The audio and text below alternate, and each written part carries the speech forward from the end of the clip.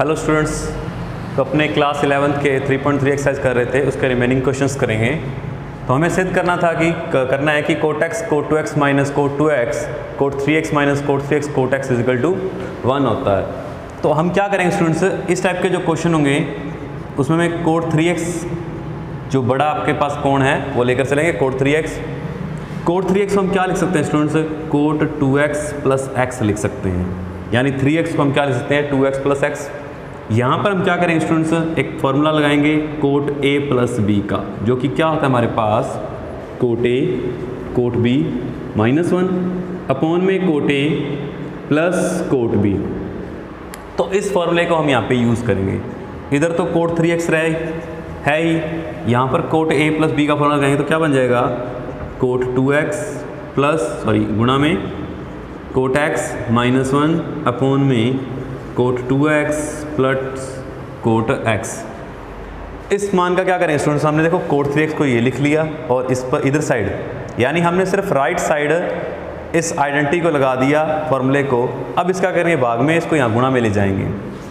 तो coat 3x गुणा में cot 2x plus cot x बराबर में हमारे पास क्या रहेगा students, cot 2x cot x minus 1।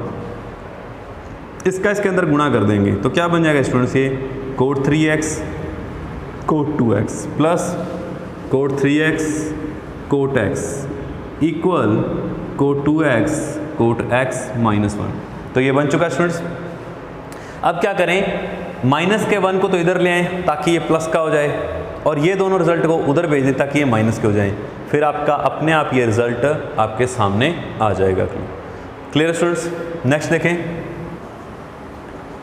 tan 4x is equal to 4 tan x 1 minus tan square x upon में 1 minus 6 tan square x plus tan की पावर 4x स्क्वायर। यहाँ minus है स्टूडेंट्स। तो इसमें हम क्या करेंगे, सेम कॉन्सेप्ट अप्लाई करेंगे स्टूडेंट्स। tan 4x को हम क्या लिख सकते हैं, tan 2x प्लस 2x ये लिख सकते हैं स्टूडेंट्स। यहाँ पर आप फिर आइडेंटिटी लगा दें किसकी, tan a plus tan b upon में 1 minus tan a tan b।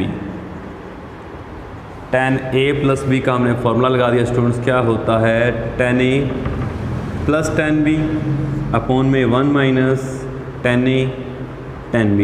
इस फॉर्मूले से हमने निकाल लिया, ये हमारा a था ये b था। हम सिर्फ अब क्या करेंगे, tan 4x को लेकर चले थे, इसी के इक्वल में चलते जाएंगे, इसको राइट हैंड साइड को सॉल्व करते जाएंगे। ये कितना हो गया स्टूडेंट्स, 2 tan 2x अपॉन में 1 माइनस tan स्क्वायर 2x। यहाँ पर हमें स्टूडेंट्स tan 2a की आइडेंटिटी भी पता होती है, 2 tan a अपॉन में 1 माइनस tan स्क्वायर a। तो इस आइडेंटिटी का हम इस्तेमाल करेंगे स्टूडेंट्स, या हम डायरेक्ट ये आइडेंटिटी भी लगा सकते थे। देखें यहाँ पर इसको हम क्या लिख सकते थे, एक बार आपने ये देख लिया ना, अब देखें दोबारा, इसे आप tan 2 इंटू 2x लिख सकते हैं ना स्टूडेंट्स। इसे tan 2x ये 4 लिखा हुआ था, इसका ये पूरा कोण ही है। अब क्या करें, देखो आपके लिए a कोण हो गया, देखो 2 तो है यहाँ पर, a कोण हो गया 2x, तो आप डायरेक्ट इसमें रख सकते थे।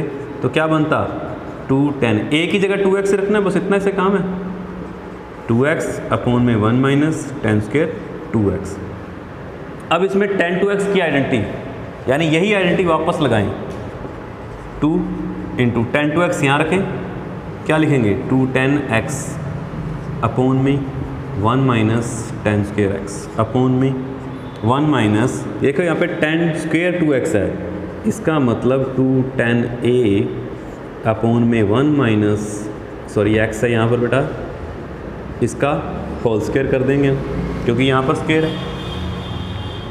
ऊपर तो हमारे पास क्या आ गया स्टूडेंट्स, 4 tan x अपॉन में 1 माइनस tan स्क्वायर x। अब ये अपॉन आ रहा है, यहाँ पे ये क्या आ जाएगा 1 minus 4 tan square x upon में 1 माइनस tan स्क्वायर x। तो स्टूडेंट्स यहाँ पे पहले लघुत्तम लेना पड़ेगा, इसका होल स्क्वायर भी है, ऊपर वाले का होल स्क्वायर तो ओपन कर दिया, लेकिन नीचे वाले का नहीं किया। एलसीएम लेंगे तो क्या आएगा स्टूडेंट्स, ये इसके साथ गुणा हो जाएगा यहाँ पर 4 10x अपॉन में 1 minus ten square X upon में 1 माइनस टेन स्क्वायर एक्स का whole square minus 4 ten square X upon में 1 माइनस टेन स्क्वायर एक्स का होल स्क्वायर। देखिए स्टूडेंट्स अब क्या होगा, ये 1 माइनस टेन स्क्वायर एक्स एक है और इसकी पावर है, तो एक इससे कट जाएगा पावर से, और ये कहाँ चला जाएगा, इसके साथ गुणा हो जाएगा 4 10x गुणा में 1 minus ten square X upon में 1 माइनस टेन स्क्वायर एक्स का whole square minus 4 ten square X. अब स्टूडेंट्स आप यहाँ पर a माइनस बी का होल स्क्वायर ओपन करेंगे, 4 10x 1 minus ten square X upon में इसका ओपन करें 1 प्लस 10 की स्क्वायर यानी 4। देखो 10 स्क्वायर एक्स की स्क्वायर करेंगे तो 10 की पावर 4 हो जाएगी, माइनस 2 10 स्क्वायर एक्स, लास्ट में ये आपके पास माइनस 4 10 स्क्वायर एक्स बचा हुआ है। माइनस के 4 और माइनस के 2 सेम वैल्यू है ना, ये दोनों जुड़ जाएंगी, माइनस की 6 हो जाएंगी, माइनस के 6 10 स्क्वायर एक्स, यही आपको निकालना था स्टूडेंट्स। 10 4x के इक्वल चल रहा था सारा रिजल्ट, आप 10 4x के इक्वल सारा रिजल्ट लेके जा रहे थे, तो 10 4x इक्वल टू ये रिजल्ट आपके पास आ चुका है। बस कितना काम करना स्टूडेंट्स, आपको ये आइडेंटिटी आपको 2 बार लगानी है इसके अंदर और आपका रिजल्ट आपके सामने है। cos 4x is equal to 1 8 sin square X cos square X. आपने स्टूडेंट्स cos 2x की आइडेंटिटी पढ़ी थी 1 माइनस 2 sin स्क्वायर एक्स पढ़ी थी स्टूडेंट्स। तो मैं cos 4x को लेकर चलता हूँ, मैं इसे क्या लिख सकता हूँ स्टूडेंट्स, cos 2 इंटू 2x लिख सकता हूँ। क्या इसकी तरह बिहेव कर रही है, यानी अब आप x की जगह 2x है वो रखेंगे तो ये क्या रिजल्ट आएगा 1 minus 2 sine square 2x। x की जगह 2x है तो 2x लिख दिया, बस इतने से काम था। अब हम क्या करेंगे स्टूडेंट्स, 1 माइनस स्क्वायर पूरे पे है, पूरे पे लगा देंगे, इस तरह से लिख सकते हैं ना स्टूडेंट्स। 1 माइनस 2 इसको क्या बोलते हैं 2 साइन एक्स। साइन 2x की आइडेंटिटी भी बताइए मैंने आपको स्टूडेंट्स, क्या होती है 2 साइन एक्स कोस एक्स। ये फॉर्मूला आप याद रखें हमेशा, 2 साइन एक्स कोस एक्स इसका स्क्वायर। तो तीनों पद अगर गुणा में है तो तीनों के ऊपर स्क्वायर लग जाएगी, जो भी है अलग अलग हो जाएगी। 2 का square sine square x cos square x. तो 2 का स्क्वायर स्टूडेंट कितना होता है 4, और 4 का 2 से गुणा किया 8 sine square x cos square x. इति सिद्धम, ये आपका हैंस प्रूव्ड हो चुका है स्टूडेंट्स, यही हमें सिद्ध करना था। सिर्फ आपके आइडेंटिटी बेस पर है स्टूडेंट्स, आपको आइडेंटिटी सारी लर्न होनी चाहिए। अगर आपके सारे फॉर्मूलाज वगैरह इसके लर्न हैं तो ये चैप्टर आपके लिए बहुत ही ईजी रहेगा, और इसी चैप्टर के बेस पर आप नेक्स्ट आगे कर सकते हैं। आप जितने भी क्वेश्चन हैं वो सिर्फ इन आइडेंटिटीज़ के बेस पर ही है। अगर आपके ये फॉर्मूलेज के आइडेंटिटीज़ लर्न होंगी तो आप सब कुछ क्वेश्चन कर पाएंगे। 25 कोस की पावर 6x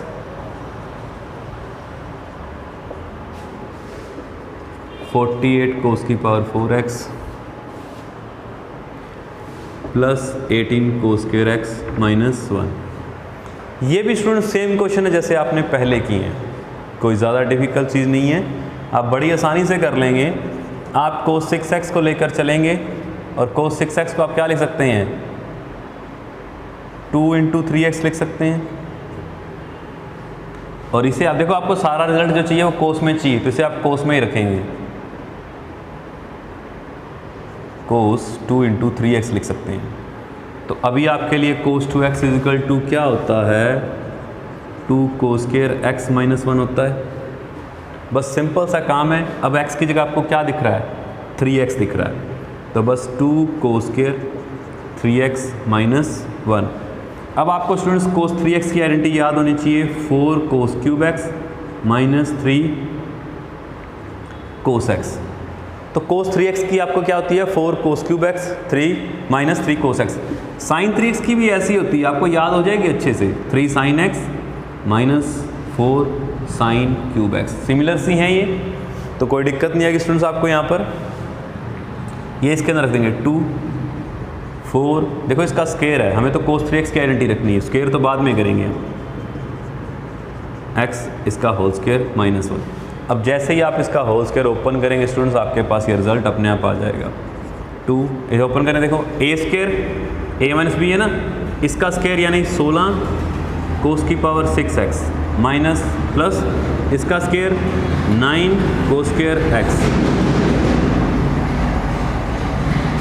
क्या है students, plus 9 cos square x minus a minus B है ना, क्या आ जाएगा 2 इंटू 4 इंटू 3 cos की पावर 4x। इन दोनों का गुणा करेंगे तो क्या आएगा, यही आएगा, ब्रैकेट बंद माइनस 1।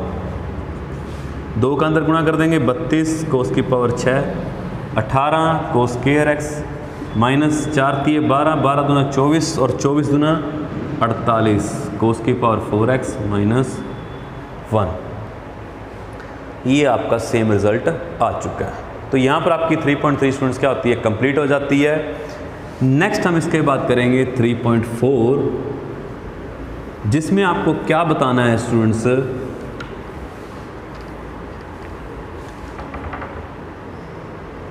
अब हम 3.4 की ओर चलते हैं स्टूडेंट्स।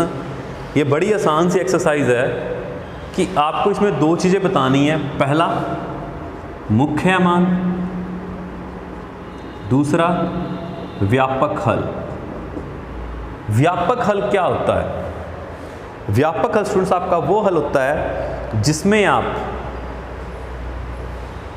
आपके पास आप कोई एक वैल्यू दी होगी, वेरिएबल दिया होगा, चर राशि दी होगी, जिसके आपको मान रखकर स्टूडेंट्स क्या कर सकते हैं, बाकी सभी मान निकाल सकते हैं। आपको समझ आ जाएगा स्टूडेंट्स जब मैं बताऊंगा आपको। फिलहाल आप ये याद रखें कि मुख्य मान और व्यापक हल आपको निकालने हैं। यहाँ पर मुख्य मान क्या होता है, जो पहला मान होगा आपके पास, जो आपका मेन रिजल्ट होगा वो, अगर आपके पास लिखा हुआ है student sine X is equal to sine Y, sine X is equal to sine Y, अगर ऐसा बन जाता है तो इसका जो व्यापक हल होगा, मैं व्यापक हल लिखा रहा हूँ students, sine X is equal to sine Y, तो क्या आएगा n पाई प्लस माइनस 1 की power n Y.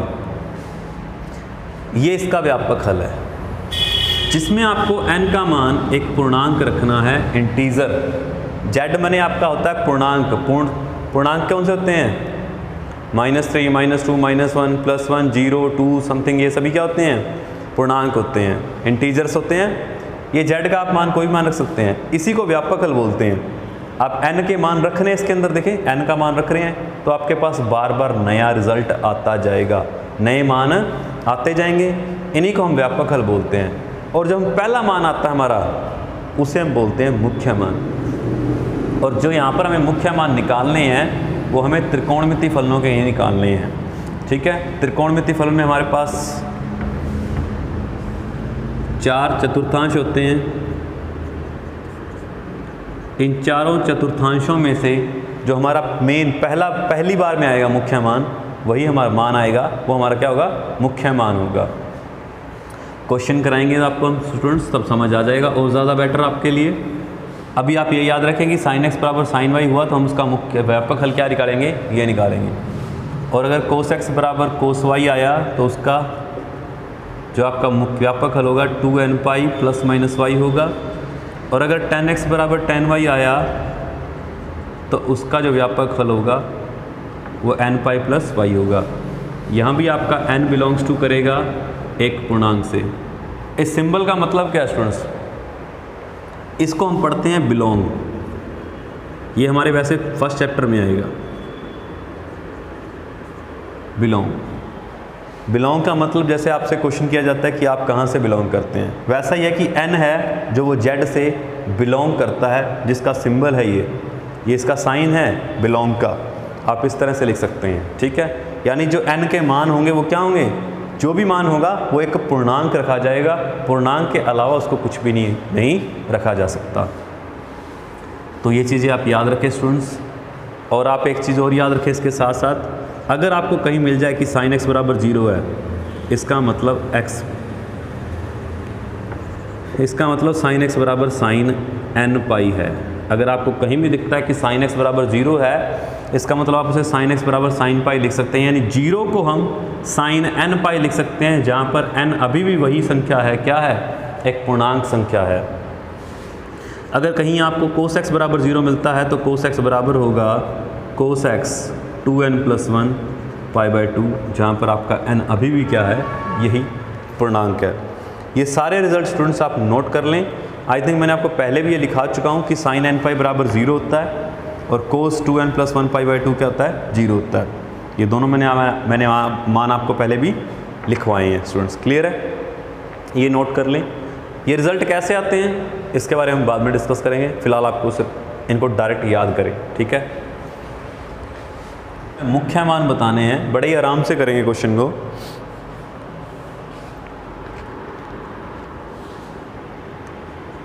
tan x बराबर √3, tan x बराबर √3 मतलब आपको ये बताना है कि इसका मुख्य मान क्या होगा स्टूडेंट्स। इसका मुख्य मान कैसे निकालेंगे हम, देखिए मेरे को ये बताएं स्टूडेंट्स, ये √3 मान कहाँ पर होता है। tan के अंदर रूट का मान 3 कहाँ पर होता है, tan का मान 60 पर होता है। 60 मतलब π/3, पाई का मान 180 होता है, मैंने आपको बताया था, बटा में 3 क्या, यानी 130 80 बटा में 3 60। tan 60 का मान कितना होता है, √3 होता है। tan x, यहाँ से tan से tan अब चला गया, कट गया, तो ये x का मान क्या आ गया, x का π/3, यही इसका मुख्य मान है स्टूडेंट्स। बस इतना ही है आपका पहला जो मान आ रहा है, मैंने आपसे ये कहा ना कि पहला मान वही आपका क्या है, मुख्य मान है। अगर आपको इसको व्यापक हल की बात करते हैं तो व्यापक हल इसका क्या होगा, x, tan वाला बताया था ना, tan x is equal to, ये देखो y, tan x is equal to tan y, इसके जैसा है ना। तो y का मान कितना मिल रहा है हमें, π/3, तो इसका व्यापक हल क्या हुआ students, n pi plus y था, तो इसका क्या लिखेंगे, n पाई प्लस π/3, जहाँ पर आपका n क्या बिलोंग करता है, z से। आप यहाँ पर n के मान रखते जाइए, आपको सारे मान मिलते जाएंगे, लेकिन मुख्य मान क्या होगा, सिर्फ π/3 होगा। आप n का कोई भी मान रखें, आपको उस हिसाब से मान मिलते जाएंगे, यानी उसके अगले कोण जितने भी होंगे उन पर सभी पर क्या होगा, ये उनके सभी के मान क्या होंगे, √3। इस फॉर्मूले से, व्यापक हल से आप क्या बता रहे हो कि √3 tan में कहाँ कहाँ होता है। आपको क्या लगता है कि π/3 पे होता है, नहीं स्टूडेंट्स, ये मान बार बार रिपीट होते रहते हैं। मैंने आपको स्टार्टिंग में बताया था जब आपने चतुर्थांश बनाए थे कि 360 के बाद तो मान वापस फिर से वही स्टार्ट होने लग गए, फिर अगले 720 के बाद फिर से मान वही स्टार्ट होने लगे। इस तरह से आपके मान वापस आते जाते रहते हैं, ठीक है स्टूडेंट्स। तो ये तो था इसका मुख्य हल, और ये है इसका व्यापक हल, जो आपको पहले क्वेश्चन में तो पूछा नहीं है, लेकिन मैंने आपको फिर भी बता दिया है। इसका जो दूसरा क्वेश्चन है स्टूडेंट्स, sec x बराबर -2। देखिए स्टूडेंट्स, मैंने आपको अभी sec x के बारे में कुछ नहीं बताया, सिर्फ साइन, कोस और tan के बारे में बताया। तो आप इसको क्या लिख सकते हैं, 1/cos x लिख सकते हैं, लिख सकते हैं। गुणा करेंगे तो इधर उधर, तो cos x बराबर क्या आ जाएगा, -1/2 आ जाएगा। आ गया, cos x बराबर -1/2। अब आपको इसका मान देखना है स्टूडेंट्स, क्या होता है, cos x बराबर -1/2 कोस में कहाँ होता है स्टूडेंट्स, कोस में तो 1/2 60 पर होता है। कोस में देखना आपने कितने पर होता है, 60 पर। 60 मतलब π/3। लेकिन मैं अब ये कोस से कोस काट नहीं सकता, और कोस को कोस से काटूंगा नहीं तो मुख्य मान आएगा नहीं। इसलिए हम स्टूडेंट्स क्या करते हैं, इस चतुर्थांश में देखते हैं, ठीक है। अब मेरे को ये बताएं स्टूडेंट्स कि क्या कि cos π/3 आप देखें कि माइनस का कहाँ होता है, इसमें सभी पॉजिटिव होते हैं, इसमें साइन और कोसेक पॉजिटिव होते हैं, कोस नेगेटिव होता है इसके अंदर। कोस इसके अंदर क्या होता है स्टूडेंट्स, नेगेटिव होता है। आपको अगर इस क्वाड्रेंट में आना हो, इस चतुर्थांश में आना हो, तो आपके पास दो रास्ते हैं। पहला ये पाई है, दूसरा ये 90 है। आप पाई में से अगर कुछ माइनस कर देंगे तब भी आप आ सकते हैं, और अगर π/2 में कुछ प्लस कर देंगे तब आ सकते हैं। इसमें माइनस करने पर आ सकते हैं और इसमें प्लस करने पर, लेकिन हम इस पर नहीं आएंगे। कारण, क्योंकि अगर आप कोस पर आ गए, 90 लिया आपने, 90 लिया तो ये मान क्या हो जाएगा, कोस बदलकर साइन हो जाएगा। इस लाइन को हम परिवर्तन रेखा कहते हैं, चेंजर लाइन, जो हमारे साइन कोस में, कोस साइन में, टेन कोट में और कोट टेन में, सेक कोसेक में और कोसेक सेक में बदल देती है। तो हम इस लाइन के सहारे नहीं आएंगे, हम इस लाइन के सहारे जाएंगे। तो इस लाइन के सहारे जाना तो हम क्या लिखना पड़ेगा, कोस पाई माइनस π/3। कोई कोस पाई माइनस थीटा क्या होता है, माइनस कोस थीटा होता है। यहाँ पे अलग से लिख सकते हैं, जो आपने यूज़ किया है माइनस कोस थीटा होता है, तो आपने माइनस कोस थीटा को ये लिखा है। बस थोड़ा सा इसमें यह है कि आपको उल्टा रिजल्ट लिखना है, कोस एक्स। अब आप कोस से कोस आसानी से काट सकते हैं। तो एक्स का आपके पास स्टूडेंट्स क्या मान आया, मैं यहाँ से इरेज कर रहा हूँ। एक्स बराबर, इसका लघुत्तम लें, पाई माइनस π/3 यानी 2π/3। ये एक्स का क्या है, इसका मुख्य मान है या मुख्य हल है, जो भी कह सकते हैं। और अगर आपको इसका व्यापक हल लेना है तो x बराबर 2n प्लस माइनस y क्या है हमारे पास, जब कटने लगा तभी बात करेंगे, 2π/3 था, ये हमेशा वही मान आएगा। तो ये इसका क्या स्टूडेंट्स है, व्यापक हल है।